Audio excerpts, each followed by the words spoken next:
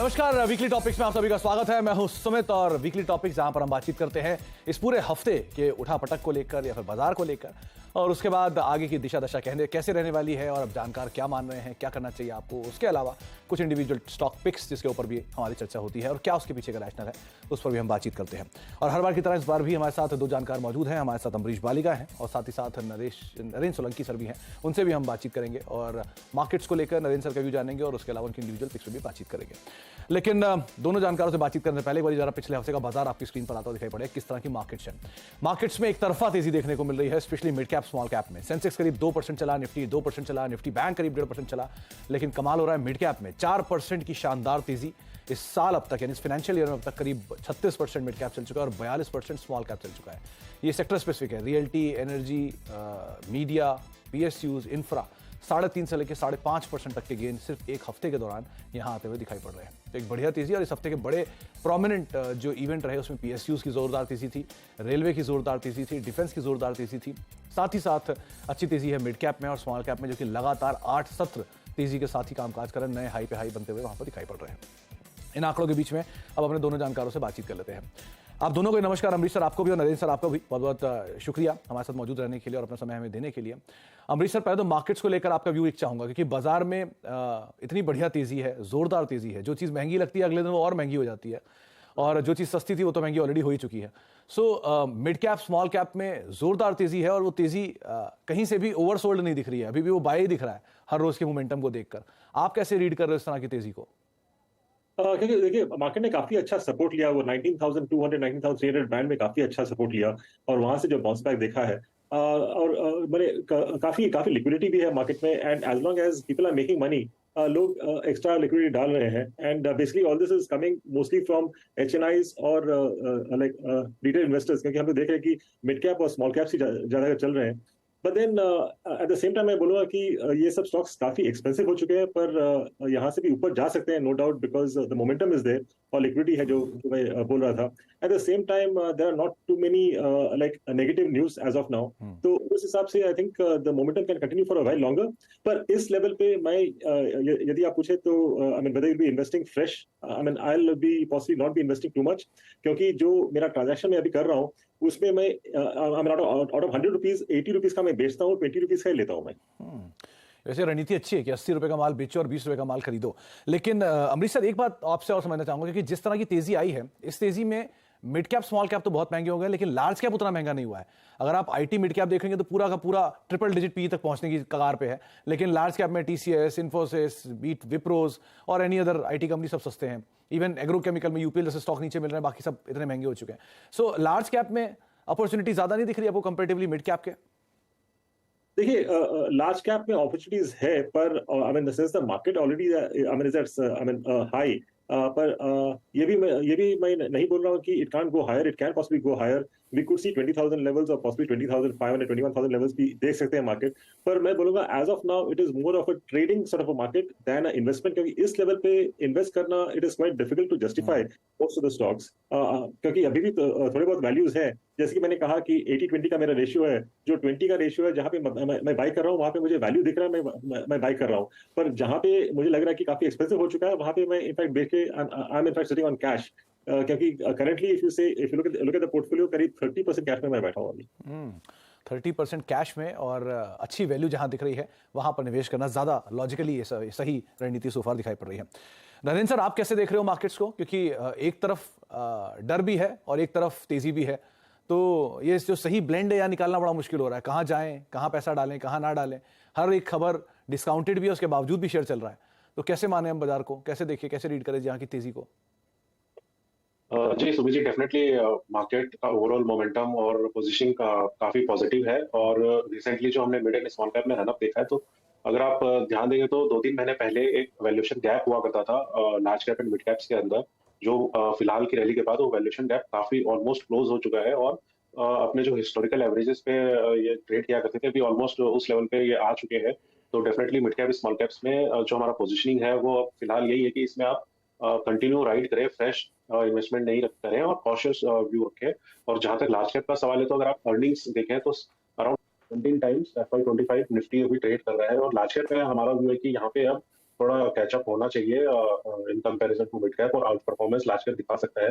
और अगर आप निफ्टी की बात करें या बड़े इंडेक्स की बात करें, तो उसमें आप गौर कीजिएगा कि जो फाइनेंशियल्स हैं या स्पेसिफिकली जो बैंक हैं वो नहीं चले हैं, जिसके प्राइमरी रीजन वो है जिसके कारण निफ्टी अभी भी 20,000 लेवल को टच नहीं कर पाया है। और अगर वाईटीडी परफॉर्मेंस भी देखें तो 5-7% का ही रनअप है, जो कि अराउंड काफी बड़ा वेट रखता है इंडेक्स के अंदर। तो लार्ज कैप में यहाँ पे आउट परफॉर्मेंस हमको दिखाई दे रही है, और मिड कैप में डेफिनेटली जो वैल्यूएशन गैप था वो कवर हो चुका है, और कॉशियस अप्रोच लेके रखने की यहाँ पे जरूरत है। तो नरेंद्र सर, दिक्कत नहीं हो रही क्योंकि क्लाइंट पैसा लेकर रेडी है अभी भी और डालने के लिए, और एक तरफ दूसरा क्लाइंट वो खड़ा है जिसके प्रॉफिट्स ऑलरेडी मल्टीपल टाइम ऊपर आ चुके हैं, तो दोनों का ब्लेंड कैसे निकालते हो आप? जी, अगर आपको पोजिशनिंग करनी है तो लार्ज कैप डोमिनेंट रहेगा, लेकिन अगर आप स्टॉक स्पेसिफिक की बात करें तो स्टॉक स्पेसिफिक अपॉर्चुनिटीज तो मिलती ही रहती हैं। Even mid cap small cap में भी stock specific opportunity any time आपको मार्केट में कहीं ना कहीं तो मिलेगी ही। लेकिन अगर अपन इंडेक्स ओवरऑल मार्केट की पॉकेट की बात करें तो स्मॉल कैप और मिड कैप में कॉशियस रहने का अप्रोच लेके चलना चाहिए। स्टॉक स्पेसिफिक अप्रोच, ये बात तो सही है, और अपॉर्चुनिटी मिलती रहेगी। तो अब अपॉर्चुनिटी की बात हुई है तो शुरुआत भी कर लेते हैं अपॉर्चुनिटी के साथ। अमरीश सर, आपकी तरफ से पहला सौदा या पहला स्टॉक जिसको आप नजर रखे हुए हो, कौन सा होगा? पहला स्टॉक है Chemcon speciality chemicals. Speciality chemical sector में है जहां पे अंडर परफॉर्मेंस देखा है, पर मुझे लगता है कि आगे जाके we should see much better performance from these companies. तो ये कंपनी प्रोड्यूस करती है स्पेशलाइज्ड केमिकल जैसे oil field chemicals, pharmaceutical chemicals और एग्रोकेमिकल इंटरमीडिएरीज।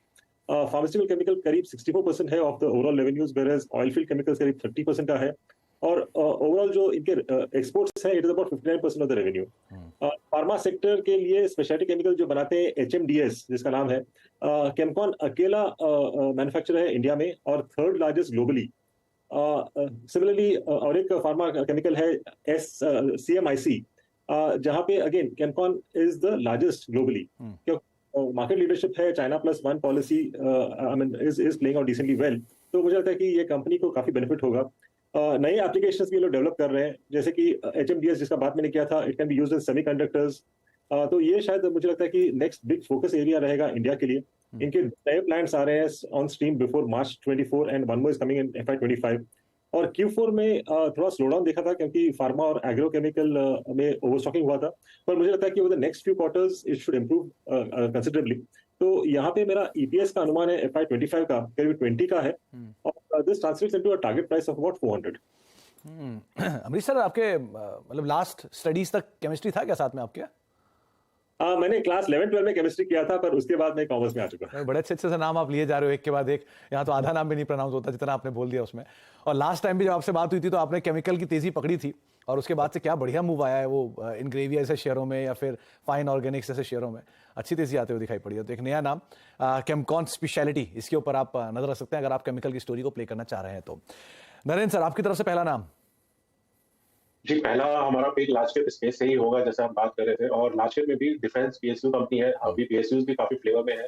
कंपनी का नाम है हिंदुस्तान एरोनॉटिक्स लिमिटेड, और कंपनी के अगर आप इंटरनल्स देखें, चाहे वो फाइनेंशियल्स हो या ऑर्डर बुक पोजीशन देखें, 82,000 करोड़ का ऑर्डर बुक है, 26,000 करोड़ ऑलरेडी ऑर्डर्स आ चुके हैं, और कंपनी एक्सपेक्ट कर रही है कि रिमेनिंग ईयर के लिए भी अराउंड 48 से 58,000 करोड़ के ऑर्डर आएंगे। और अगर आप फ्यूचर के जो प्लान्स कंपनी के देखें तो अभी लेटेस्ट में एक न्यूज आ रहा है कि HAL ने प्रपोज किया है अपने सुखोई 30 MKI की जो फ्लीट है उसको अपग्रेड करने का एक प्रोग्राम प्रपोज किया है, और उस अपग्रेड में काफी सारी अपग्रेड्स को लेके आ रही है, जिसमें पूरा कॉकपिट रिवैम्प होगा। उसके अंदर जो उनका रेडार है वो पूरा completely make in India radar लगेंगे। ऐसे करके काफी बड़ा प्रोग्राम है जिसमें 25 से 27 एयरक्राफ्ट पर ईयर ये लोग रिवैम्प करने का सोच रहे हैं, और जो पूरी फ्लीट की साइज है वो 300 के अराउंड होगी। 26-27 से स्टार्ट होगा, 34 का कंप्लीट होगा। तो ये भी काफी बड़ा बिजनेस प्रोपोजिशन अगर अप्रूव होता है तो हेल के लिए काफी लॉन्ग टर्म के लिए अच्छा होगा। तो इसमें हमारा जो टारगेट है स्टॉक का वो है अराउंड 4,425 रुपीज। 4,425 रुपीज, जबकि ये शेयर ऑलरेडी 1 लाख करोड़ की मार्केट कैप हिट कर चुका है और एक बढ़िया ऑल टाइम हाई दिखा रहा है। उसके बावजूद अच्छी तेजी की उम्मीद नरेंद्र सर अभी भी लगाकर चल रहे हैं। तो डिफेंस की जो स्टोरी है वो लगातार तेजी में है, और ऑनगोइंग समिट G20 समिट में भी कुछ नए करार आते हैं जो विदेशों को लेके, तो वो भी इस कंपनी के लिए अच्छे टेलविंड के तौर पे कामकाज करेंगे। रिसेंटली मसगांव डॉक में भी एक करार हुआ तो उसका इंपैक्ट भी हमने देखा, स्टॉक में 10% की तेजी है। तो आप HCL पे नजर रखें, 4425 रुपये का टारगेट यहाँ पर आप देख सकते हैं। अमरीश सर, आपकी तरफ से दूसरा नाम? दूसरा नाम है नोवोको विस्टास। ये निर्मा ग्रुप को बिलोंग करता है और इंडिया का 5th लार्जेस्ट सीमेंट ग्रुप है। इंस्टॉल कैपेसिटी करीब 23.82 मिलियन टन का है। They have about 54 ready mix concrete plants भी हैं इनके। और इस महीने में इनका हरियाणा प्लांट का एक्सपेंशन हो रहा है, उसके बाद total capacity will be about 25 million turns. Performance improve हो रहा है, Q1 में हम लोग देखा कि 7% वॉल्यूम ग्रोथ दिखा था। एबिटा मार्जिन्स भी इंप्रूव हुए थे because of fuel cost reduction. Demand robust है ड्यू टू इंफ्रा और रियल एस्टेट का जो डिमांड है, पर अभी हम लोग देखें कि like the margins will also start improving. यहाँ पे जो मेरा FY25 का एक्सपेक्टेड EPS है करीब 15 का है, और यहाँ टारगेट बनता है 450 का। नुवोको विस्टास सीमेंट स्पेस की एक one of the largest company. लेकिन अमरीश सर, एक चीज पूछना चाहूंगा, इस कंपनी की जो एक्चुअल वर्थ है वो अब तक मार्केट ने उसे ठीक से दिया नहीं, कि अभी लिस्ट हुई थी उसके बाद से भी। और दूसरा, ये एक बढ़िया टेक ओवर कैंडिडेट भी है, खासतौर से उन कंपनियों के लिए जो कि कैपेसिटी ऐड करना चाहते हैं। सीमेंट में बहुत आसान होता है, नई कंपनी एक्वायर करो और कैपेसिटी ऐड कर लो, तो ये कई बार टेक ओवर कैंडिडेट के तौर पे भी आया है। क्या ऐसी पॉसिबिलिटी मान के चलें क्या इनके साथ? एग्जैक्टली ये शायद प्ले आउट हो सकता है, may be after about 18 to 24 months, जब इनका सब एक्सपेंशन हो जाएगा एंड कैपेसिटी यूटिलाइजेशन अच्छा हो जाएगा। I think that is the time शायद it will become a takeover candidate. और शायद उस वक्त का टारगेट इससे काफी हायर रहेगा। एज ऑफ नाउ टारगेट रखता हूं 450 का, क्योंकि ये करेक्ट बहुत हुआ है, इसलिए आपके टारगेट्स थोड़े से ऊपर हैं। लेकिन अगर सिचुएशन बदलती है, नंबर्स में आना शुरू होता है और नई कैपेसिटीज को एक्वायर करने वाला कोई दावेदार आता है, तो ये दाम जरूर पलट सकते हैं। इसलिए नुवोको विस्टास, इस लिहाज से आप इसके ऊपर नजर रखेंगे। लिस्टिंग को बहुत समय नहीं हुआ, लेकिन हाँ, ये ग्रुप बहुत अच्छा है, निर्मा ग्रुप की कंपनी है और बढ़िया कैपेसिटी है, देश की 5वीं सबसे बड़ी सीमेंट कंपनी है। तो अगर किसी भी प्लेयर को कैपेसिटी ऐड करनी है तो उनके लिए एक अच्छा कैंडिडेट के तौर पे इस कंपनी को भी वो देखेंगे। तो आप 450 रुपए के टारगेट्स के लिए इस कंपनी को देख सकते हैं। नरेंद्र सर, आपकी तरफ से दूसरा नाम? जी, हमारा जो दूसरा नाम है वो कंपनी इलेक्ट्रॉनिक सेक्टर से है। इलेक्ट्रॉनिक मैन्युफैक्चरिंग, जैसा कि आप जानते हैं, काफी फोकस में है गवर्नमेंट के, और गवर्नमेंट कोशिश कर रही है कि मैक्सिमम से मैक्सिमम जो बेस प्रोडक्ट्स हैं इलेक्ट्रॉनिक्स में, एटलीस्ट वो तो मेक इन इंडिया हो ही, और वहां से धीरे धीरे ग्रेजुअली वैल्यू एडिशन की तरफ भी जो है प्रोडक्ट्स आगे चले। तो इसमें जो कंपनी हमने चूज करी है वो केन्स टेक्नोलॉजीज, और कंपनी जो है वो मैन्युफैक्चरर है, OEM box build, printed circuit board assemblies and ODM service provider है। कंपनी की अगर ऑर्डर बुक देखें तो 3000 करोड़ की ऑर्डर बुक है, जो कि कंपनी एक्सपेक्ट करती है 18 to 20 मंथ्स में एग्जीक्यूट करने की, जिससे अगर आप इसको रेवेन्यू में ट्रांसलेट करें तो काफी हाई ग्रोथ कंपनी आगे आने वाले 2 सालों में दे सकती है। और इसमें हमारा लॉन्ग टर्म निवेश की सलाह है, टारगेट इसमें रहेगा 2400 रुपीज। 2400 रुपए के टारगेट्स के लिए आप केन्स टेक को देख सकते हैं। 2036 का मौजूदा स्तर है, यानी कि अभी भी 20% का पोटेंशियल अपसाइड स्टॉक में बनता हुआ दिखाई पड़ रहा है। नरेंद्र सर, ये हाल की ही लिस्टिंग है, बहुत ज्यादा से समय बिताया नहीं है, लेकिन वो जिस तरह से डिक्सन और एम्बर इनकी री रेटिंग हुई है, या फिर EMIL जैसी कंपनियों की री रेटिंग हुई है, क्या मान के चले कि वो एक पॉसिबिलिटीज यहाँ पे भी दिख रही है आपको? PLI का बड़ा बेनिफिशियरी बन रहा है? जी हाँ, बिल्कुल। और अगर इसकी आप टॉप लाइन देखें और ऑर्डर बुक से कंपैरिजन करें तो एग्जीक्यूशन देखें तो काफी हाई ग्रोथ कंपनी आने वाले सालों में दिखा सकती है। और जो इसकी अर्निंग्स में जो ट्रांसलेशन आएगा, जो ग्रोथ के on the back of growth, वो जो इसका मल्टीपल्स है वो काफी रीजनेबल हो जाएंगे। तो काफी अच्छी पॉसिबिलिटीज है on the back of high growth. तो बढ़िया ग्रोथ के मद्देनजर आप अगर स्टॉक को देखना चाह रहे हैं तो केन्स टेक्नोलॉजीज, इसके ऊपर आप नजर रखेंगे 2400 रुपए के टारगेट्स के लिए, यानी कि 20% के पोटेंशियल अपसाइड के लिए स्टॉक को आप देख सकते हैं। तो 4 स्टॉक जिनके ऊपर बातचीत हो चुकी है, एक छोटे से ब्रेक का वक्त है, ब्रेक के बाद लौटते हैं। 2 और स्टॉक हैं, उनके ऊपर भी बातचीत करते हैं, और साथ साथ कुछ बजिंग स्टॉक है, उनके ऊपर भी बातचीत करते हैं छोटे से ब्रेक के उस पार। वीकली टॉपिक्स, और हम हर बार की तरह पूरे हफ्ते पर तो नजर रखे ही हैं, और साथ ही साथ कुछ और स्टॉक्स जिनको आप इस तेजी में भी, या इस तेजी के बावजूद भी एक अच्छे हिस्सा बना सकते हैं अपने पोर्टफोलियो का, जहां पर आप नजर एटलीस्ट रख सकते हैं। तो 2 जानकार हमारे साथ मौजूद हैं, अमरीश सर मौजूद हैं और नरेंद्र सर मौजूद हैं। उनसे हम बातचीत कर रहे हैं अलग अलग स्टॉक्स को लेकर भी। अमरीश सर, आपकी तरफ से तीसरा नाम? तीसरा नाम है विएटेक वाबाग। ये प्रोवाइड करता है कंप्लीट रेंज ऑफ वाटर और वेस्ट वाटर ट्रीटमेंट सॉल्यूशंस। करीब 90 पेटेंट्स हैं इनके पास। डिसैलिनेशन का एक काफी बड़ा अपॉर्चुनिटी है कंपनी के लिए। स्ट्रॉन्ग एग्जीक्यूशन ट्रैक रिकॉर्ड है, मोर देन 2300 प्रोजेक्ट्स उन्होंने कंप्लीट किया है लास्ट 30 साल में। ऑर्डर बुक पोजीशन करीब 12,000 करोड़ का है, which is equal to about 3x FY24 estimated revenue. Asset light model है, और O&M के कारण इनका जो एन्युटी बिजनेस है वो भी स्टेडीली ग्रो कर रहा है। गवर्नमेंट का भी फोकस है जल जीवन मिशन और नमामि गंगे प्रोजेक्ट्स पर, so which is positive for this company. और ESG रेगुलेशंस टाइटन हो रहे हैं, तो demand for water related projects भी काफी बढ़ रहे हैं। तो यहाँ पे मेरा FY25 का एक्सपेक्टेड EPS है करीब 52 का, और इससे मेरा टारगेट बनता है 624 का। 624 रुपए के टारगेट्स के लिए आप वाटेक वबाक को देख सकते हैं। ये अमरीश सर, पिछली तेजी के बाद इसने बहुत गिरावट दिखाई थी। एक ज़माने में 4 डिजिट का स्टॉक होता था और टूट के ये लोअर 3 डिजिट की तरफ चला गया था, और वापस वहाँ से पिकअप कर रहा है। और ये यूनिक बिजनेस मॉडल में कंपनी काम करती है, इस तरह की कोई कंपनी भी नहीं है। तो ये वैल्यू बाय तो बहुत समय से थी, लेकिन पिकअप नहीं पकड़ पा रहा था। तो क्या लग रहा है, पिकअप आएगा क्या इस बार इसमें? अभी ये काफी गिरने के बाद पिकअप आया था बीच में, and again we have seen some small correction, although earnings काफी अच्छे थे। They are walking the talk, जो उन्होंने प्रॉमिस किया था डिलीवरी का वो कर रहे हैं। तो I think this is a long term sort of a buy. और in fact I mean I not be surprise यदि ये यहाँ से मल्टी बैगर बनता है over the next 5 to 6 years। पर जो मेरा ये टारगेट है 624 का, that's only for the next 8 to 9 months। यदि I can hold on for the next 3-4 years, ये काफी अच्छा रिटर्न देगा। तो बढ़िया रिटर्न यहां पर आता हुआ दिखाई पड़ सकता है। वाटेक वबाग, इसके ऊपर आप नजर रखेंगे। 624 रुपए के टारगेट्स के लिए अमरीश सर की तरफ से पिक आई है। नरेंद्र सर, आपकी तरफ से तीसरा नाम। जी, हमारा जो तीसरा स्टॉक है वो पावर स्पेस से है और रिसेंटली कंपनी ईवी स्पेस में भी एंटर करी है। और कंपनी का नाम है टीडी पावर सिस्टम्स। और बेसिकली कंपनी एसी जनरेटर्स और इलेक्ट्रिक मोटर्स बनाती है। तो इसका जो जनरेटर्स का बिजनेस है वो काफी हेल्दी है और काफी अच्छे से ग्रोथ कर रहा है। और कंपनी ईवी मोटर्स भी बनाती है और कंपनी ने कैपेक्स भी प्लान किया हुआ है ईवी के अंदर। 2 फेज में कंपनी का कैपेक्स एग्जीक्यूट हो रहा है। एक next year first phase complete हो जाएगा और सेकंड फेज है वो उसके अगले साल कंप्लीट होगा, जिससे कंपनी की ग्रोथ की जो पाइपलाइन, जो ग्रोथ विजिबिलिटी है वो काफी अच्छी है। और कंपनी ने जो टारगेट दिया है अपने आप को वो 10 बिलियन FY24 में रेवेन्यू गाइडेंस दी है। And increase in margin, operational margin भी कंपनी इंक्रीज हो रहा है कंपनी के अंदर because of increasing operational efficiencies. तो लॉन्ग टर्म के लिए काफी अच्छा स्टॉक है।